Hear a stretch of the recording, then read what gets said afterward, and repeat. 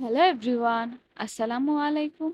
Welcome back to my channel RS Sonia's Cooking. আজকে আমি আপনাদেরকে পেঁয়াজ দিয়ে আনকমন, ইউনিক এবং মজাদার একটা রেসিপি তৈরি করে দেখাবো, যা পেঁয়াজের আগের সকল রেসিপিকে হার মানিয়ে ফেলবে। হ্যাঁ এভরিওয়ান, আজকে আমি আপনাদেরকে পেঁয়াজের রিং বা অনিয়ন রিংসের রেসিপি শেয়ার করবো, যা খেতে একদম অসাধারণ হয়। আশা করছি আমার এই রেসিপিটি আপনাদের কাছে খুবই ভালো লাগবে। তো এই রেসিপির জন্য ফার্স্টে এখানে আমি কিছু পেঁয়াজ এভাবে খোসাটা ছাড়িয়ে পরিষ্কার পানি দিয়ে ধুয়ে নিয়েছি।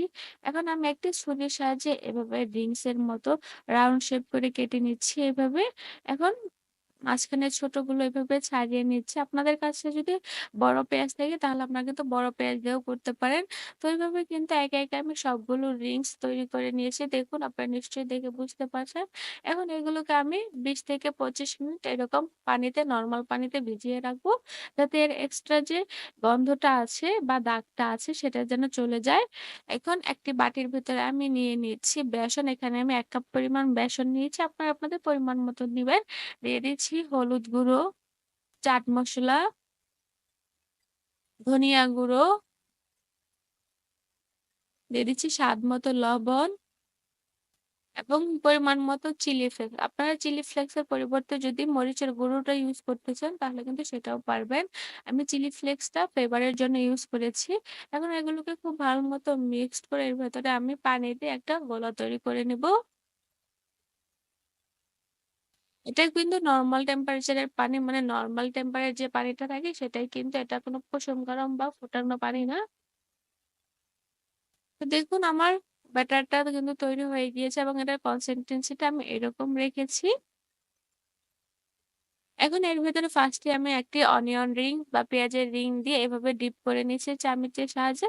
আপনারা চাইলে হাতের সাহায্যে করে নিতে পারেন। এখন এটাকে একটু ঝাঁকিয়ে এক্সট্রা যে ব্যাটারটা আছে সেটা ঝরিয়ে নিচ্ছি এবং পরবর্তীতে আমি এটাকে ব্রেড ক্রাম্বস দিয়ে এভাবে কোট করে নিচ্ছি। দেখুন এভাবে হাতের সাহায্যে দিয়ে একটু সাবধানতার সাথে করতে হবে। কারণ এটা থেকে ব্রেড ক্রাম্বস টা সরে যাওয়ার সম্ভাবনা থাকে। তো দেখুন একে, একে কিন্তু আমি সবগুলোই তৈরি করে নিয়েছি এবং এদিকে চুলার ভিতরে আমি পরিমাণ মতো তেল দিয়ে গরম করে নিয়েছি এবং এগুলোকে দিয়ে এখন আমি মিডিয়াম টু লো আঁচে একটু ধৈর্য নিয়ে ভেজে নেব। তাহলে এটা ভেতরটাও খুবই মুচমুচে বা ক্রিসপি হবে এবং বাইরে থেকেও খুবই ক্রাঞ্চি হবে। তো দেখুন আমি এগুলোকে ৫ থেকে ৬ মিনিট এভাবে ভেজে নিয়ে এভাবে ব্রাউন কালার করে নিয়েছি। আপনারা নিশ্চয়ই দেখে বুঝতে পারছেন কালারের চেঞ্জটা কিন্তু অনেকটাই বোঝা যাচ্ছে।